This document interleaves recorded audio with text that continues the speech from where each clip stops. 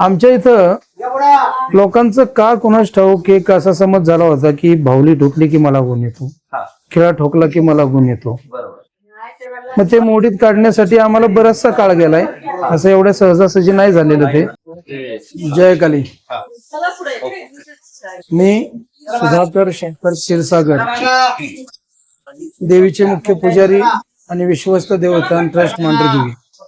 आणि 50 वर्षामध्ये जे जे मला देवीचे अनुभव आले किंवा जी जी देवीची मला माहिती मिळाली किंवा माझ्या वाचनातून गेली ते मी तुमच्याशी आता शेअर करतोय. काळेश्वरी काळूबाई मूळ अवतार हा कालिकेचा आहे. आईसाहेबांनी इथं या मंदार पर्वतामध्ये हजारो दैत्यांचा वध केलेला आहे. पण मूळ जर घटना पाहिली तर पुराणामध्ये असं सांगितलं जातं की जो महेश इथं उन्माद करत होता आणि त्याला संपवण्यासाठी त्याला जो वर होता इथं की स्त्रीच्या हातूनच मरण घेईल आणि रात्री 12ला त्याला इथं मारलेलं आहे. त्याच्या पूर्वीची पार्श्वभूमी पाहिली तर आईसाहेबांची 3च ठिकाणं आहेत जिथं प्रकट झाली. ते कलकत्ता, तिथं आपण तिला काली स्वरूपात उग्र स्वरूपात पाहतो म्हणून तिला उग्र स्वरूपिणी म्हणतात. तिथं मंदार पर्वतावरती येऊन आईसाहेबांनी हजारो दैत्य निर्दाळलेले आहेत. आणि महिषाला सुद्धा आईसाहेबांची मूळ मूर्ती जी स्वयंभू आहे ती उभ्या स्वरूपामध्ये आणि त्रिशूळ घेऊन महिषाला मारताना अशी ती मूर्ती आहे. आणि इथं भोले बाबा पायामध्ये येऊन झोपल्यामुळं आईसाहेब शांतही इथं झाल्या. ही पिंड आपल्याला दिसत असेल. इथं भोले बाबांचं ते आत्मलिंग अजून सुद्धा आहे जे हजारो वर्ष तसंच ठेवलेलं आहे. त्याला आता जरी आपण चांदीचं केलेलं असलं वरती साळुंका तरी आतमध्ये जांभ्या दगडामध्ये ते लिंग आहे.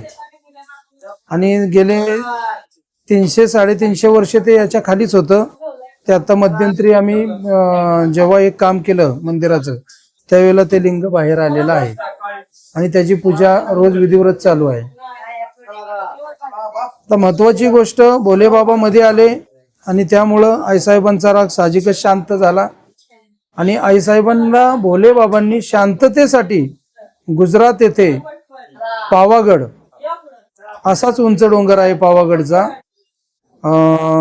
बडोद्याच्या जवळ चंपानेर डिस्ट्रिक्ट मध्ये हलोल कलोलच्या तिथंच आईसाहेब उंच अशा डोंगरावरती पावागडला राहतात.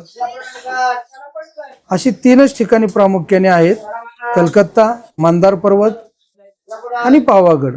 कलकत्त्याला काली स्वरूप आपण आहे, कालीच नाव म्हणतो. पावागडला सुद्धा कालीच म्हणतो. परंतु महाराष्ट्रामध्ये काही भागामध्ये बाई लावायची पद्धत म्हणून काळूबाई, काही भागामध्ये श्वरी लावतात म्हणून काळेश्वरी. आईसाहेबांचं मूळ नाव कालीच आहे. आईसाहेबांचा हा जो इथला जो रहिवास आहे तो मिश्र स्वरूपात असल्यामुळं उग्र स्वरूपिणी, मिश्र स्वरूपिणी आणि शांत स्वरूपिणी असे 3 अवतार काली स्वरूपामध्ये आहेत.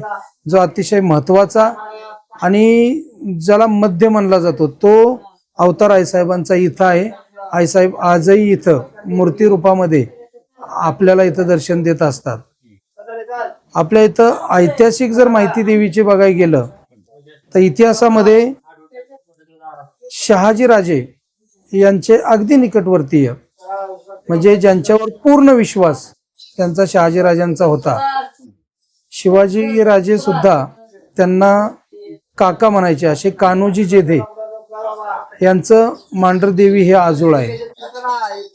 इतिहासाशी इथं फार जवळचा संबंध आहे. प्रतापगडला जाणारी जी वाट आहे ती आपल्या मांढरदेवीवरूनच जाते. राजगड ते प्रतापगड हा रस्ता मांढरदेवीच्या डोंगरातूनच जातो. दुसरी महत्वाची गोष्ट बघायला गेली तर आपलं मांढरदेवी हे असं ठिकाण आहे की इथं 3 जिल्हे 4 तालुके येऊन संपतात. की इथं बॉर्डर म्हणलं तरी काय हरकत नाही.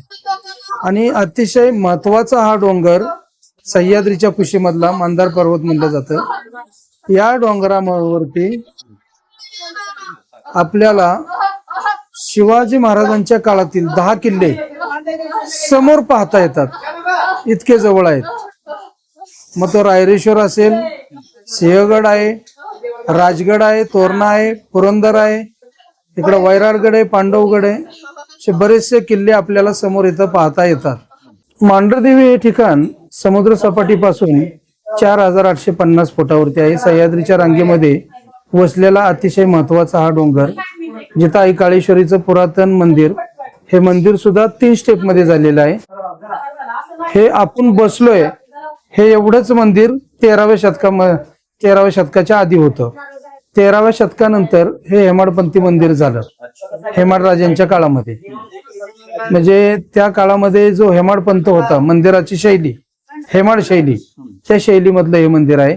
आणि त्याच्यानंतर 1929 साली समोरचा मंडप झाला. असं 30 पार्ट मध्ये हे मंदिर झालेलं आहे. मूळ गाभारा हा जांभ्या दगडापासून बनवलेला आहे.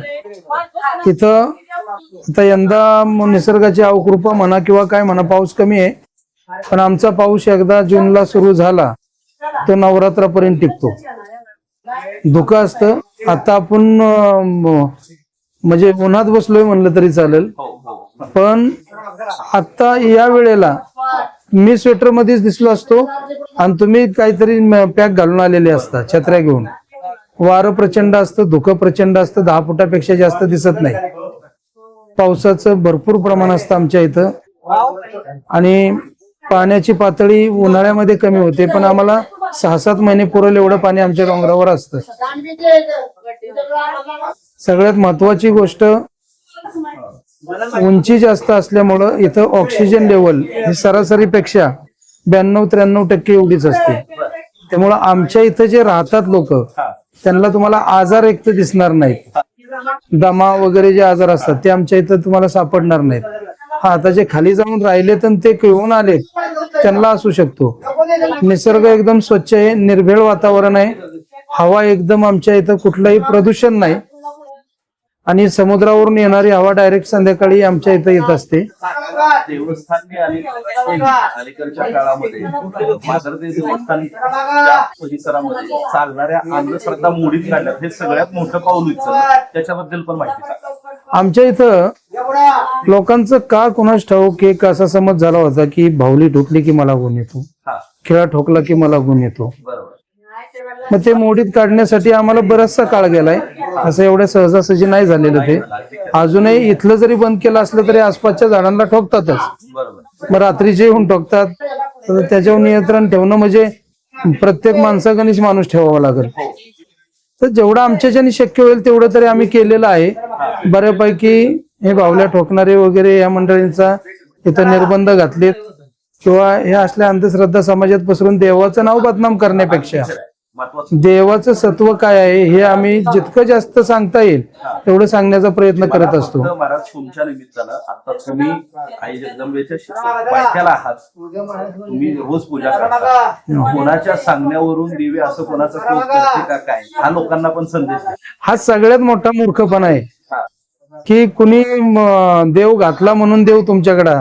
देव ही काय घालण्याची गोष्ट आहे का? मुळात देव समजणं, देवाला समजून घ्या. मी नेहमी माझ्या भाविकांना सांगत असतो की तुम्ही ज्या देवाकडे मागा येता त्या देवावर तुमचा पहिली गोष्ट विश्वास पाहिजे. कुठलाही माणूस कुणाचंही चांगलं किंवा वाईट करू शकत नाही. असं जर कुणाच्या डोक्यात असेल त्याने माझ्यावर करणी केली म्हणून माझं वाईट झालं, तर ते डोक्यातनी काढा. देव कुणाचंही वाईट करत नाही आणि वाईट करणारे देवाजवळ नसतात. देवही त्यांना जवळ घेत नाही, देव तर नाहीच करत. आणि आपल्या समाजामध्ये एक वाईट भूमिका अशी झाली हल्ली की मी इथं येऊन जर कुणाच्या नावाने वाईट करणी केली तर त्याचं वाईट होणारच आहे. हे बऱ्याच जणांना हात जोडून सांगतोय पुजारी म्हणून की कुणाच्या नावाने काही करा, देव कुणाचंही वाईट करणार नाही. आणि कोणी तुमचं वाईट केलंय असं तुम्हाला कोणी सांगितलं असेल तर तेही डोक्यातनी काढा. कारण तुमची कर्म चांगली असली तर तुमचं चांगलंच होणार आहे. तुमच्या कर्मानुसार जसा ज्याचा भाव तसा त्याचा देव. मानला तर देव आहे आणि ज्याच्याकडे भक्ती आहे त्याला दगडातही देव आहे आणि ज्याच्याकडे भक्ती नाही त्याच्यासाठी देवच दगडाचा आहे. त्यामुळं तुम्ही देवाच्या नावाने काहीतरी अवडंबर करण्यापेक्षा खरा देव जो आतमध्ये बसलाय त्याला ओळखून देवाजवळ जा. देव तुम्हाला नक्की भेटेल आणि पावेल सुद्धा. थँक्यू. जय काली.